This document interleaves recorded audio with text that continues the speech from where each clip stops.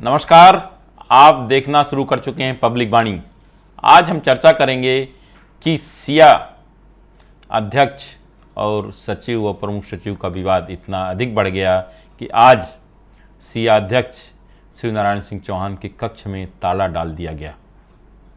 इस मामले में विवाद तब गहराया जब आज सुबह लगभग 11 बजे अध्यक्ष एस चौहान अपने कार्यालय पहुंचे तो ताला बंद था।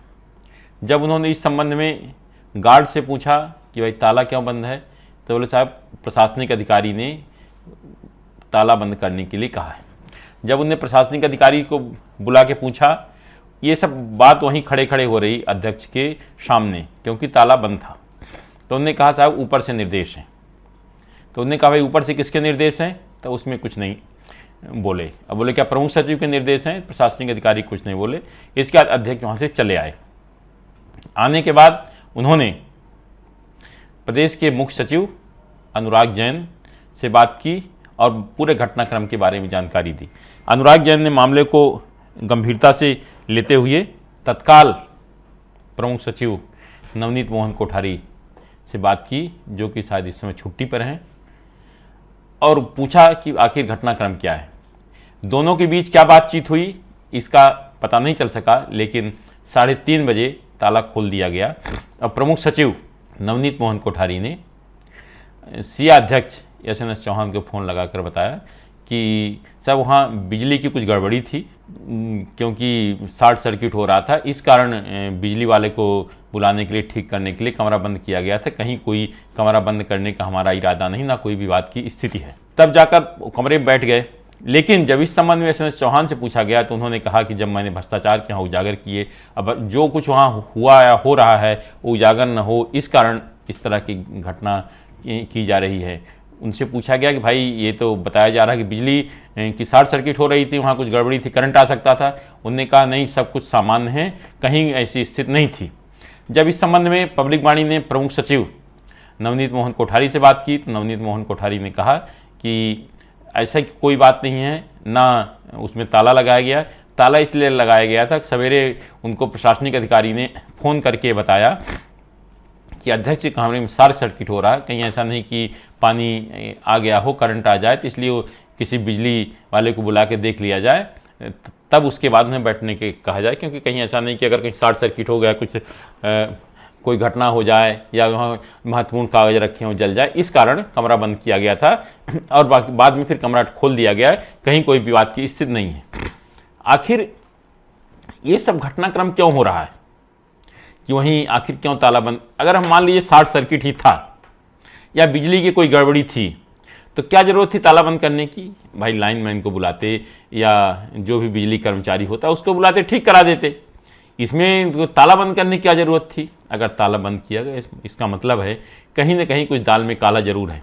इसके बाद मामले की काफ़ी गंभीरता से लिया गया। अब मुख्य सचिव अनुराग जैन ने खुद हस्तक्षेप किया और बताया जाता है कि उन्होंने इस पर नाराजगी व्यक्त की और उसके बाद ताला खोल दिया गया। यही नहीं, ये मामला इतना तूल पकड़ा कि विदेश गए मुख्यमंत्री डॉक्टर मोहन यादव की भी जानकारी में मामला लाया गया। उनके प्रमुख सचिव नीरज मंडलोई ने पूरे घटनाक्रम की जानकारी दी, फिर उसके बाद उन्होंने बातचीत की और तब मामला फिर शांत हुआ है।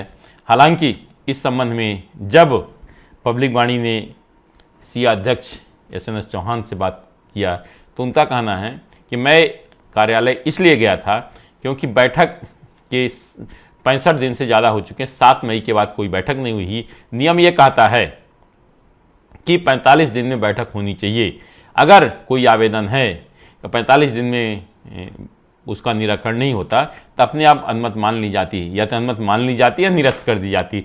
इस कारणों गए थे कि वहाँ से लेटर लिख के कि बहुत समय हो गया, बैठक फिर बुलाया जाए।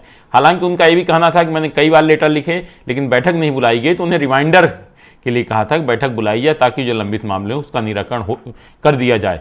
लेकिन जिस तरह से जो घटनाक्रम हुआ उसको उचित नहीं मानते कि शायद ही कभी ऐसा हुआ हो कि एक संवैधानिक संस्था के अध्यक्ष का कक्ष सील कर दिया गया हो या बंद कर दिया गया हो।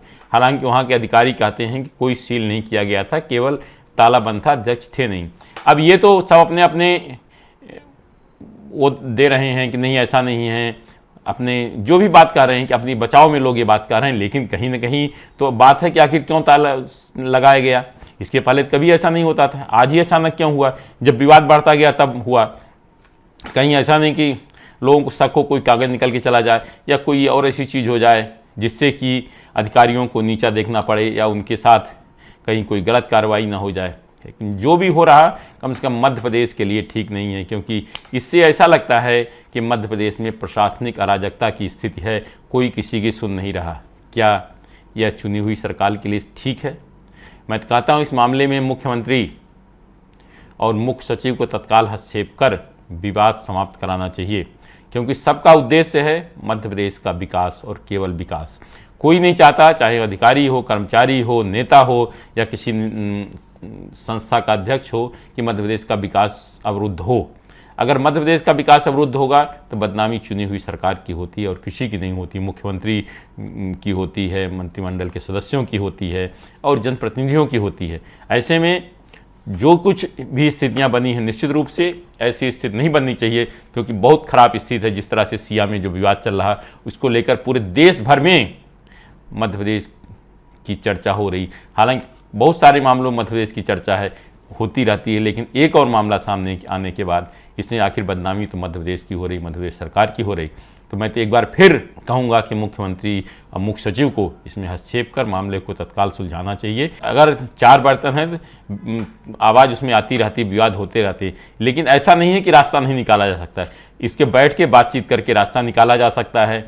जो अगर कुछ गलत हुआ उसको भी सही किया जा सकता है, लेकिन सबको अपना अहम छोड़ के प्रदेश के विकास के लिए काम करना होगा और प्रदेश के हित की बात करनी होगा, तभी ये संभव है। आज सिर्फ इतना ही। इस तरह की खबरों के लिए लगातार हमारे चैनल पब्लिक वाणी से जुड़े रहिए और आपके पास भी अगर कोई खबर है तो हमें ज़रूर बताइए, क्योंकि हम हैं आपकी आवाज़, हमारा नाम ही है पब्लिक वाणी।